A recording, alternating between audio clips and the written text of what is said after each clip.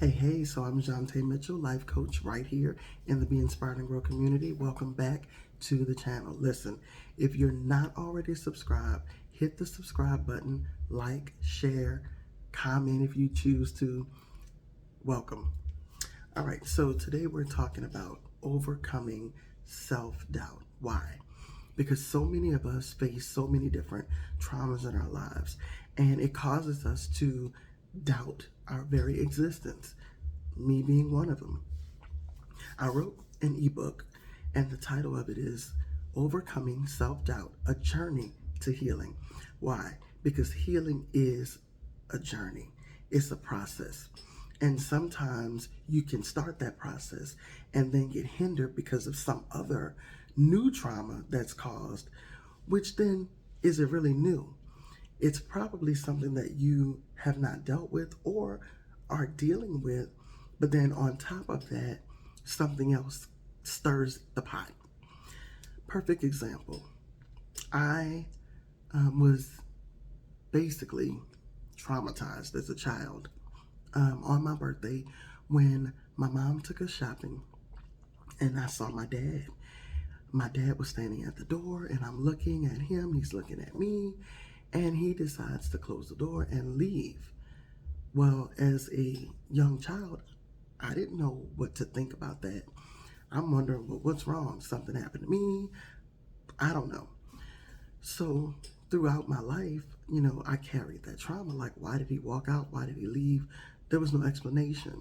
And so when I saw him a few years later and asked him about that situation, he had no answer. And in my mind, I'm thinking, surely we know why we do things, right? Surely. For you to not have an answer, to me, it made absolutely no sense. And so I believe that I carried that for a long time, right? But even with carrying that, many times I thought that I laid it down. I laid it at the altar. Lord, I'm letting it go. I'm not going to frustrate myself with that anymore. I'm just going to move on.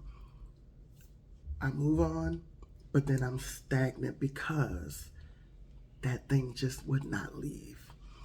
Because I would look at other people's lives and see the fathers that they had, and well, why? What's wrong with me? Why my father didn't love me? Why didn't he want to spend time with me? All this stuff. And so going through that caused a lot of pain. It caused a lot of stagnation. Like, I didn't move. I would move.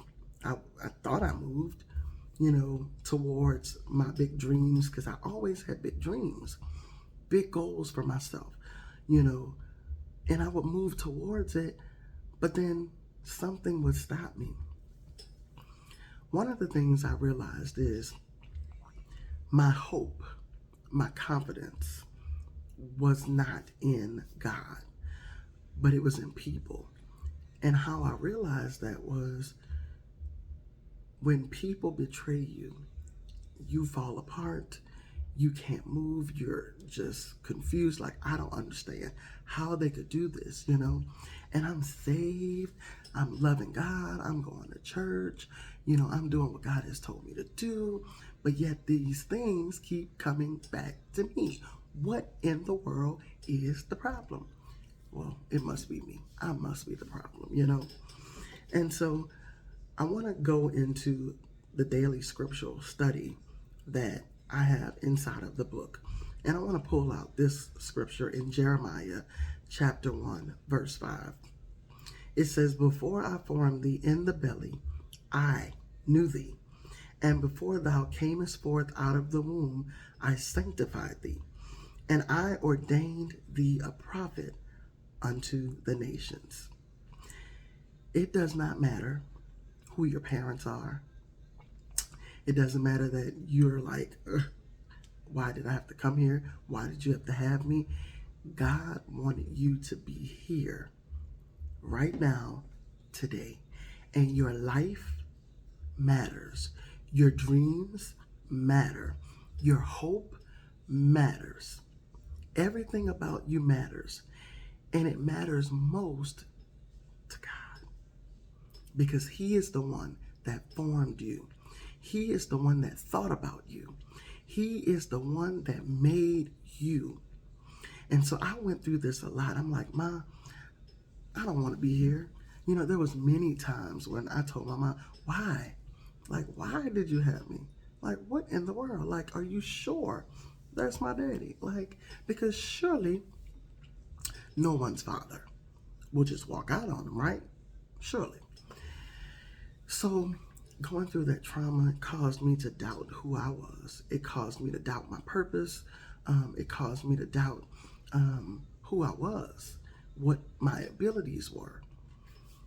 Even in the midst of knowing that you're gifted, even in the midst of knowing that you have something that the world needs, self-doubt will make you shrink back. Self-doubt will make you doubt everything, everyone around you. If they love me, no, they don't love me. Do they care? No, they don't really care. So anyway, just realizing that this is a process. I'm 42 now, and it feels like I'm finally living. I'm finally understanding what the scripture meant when He said, before I formed thee in the belly, I knew thee. I knew you. Before you existed, I knew you.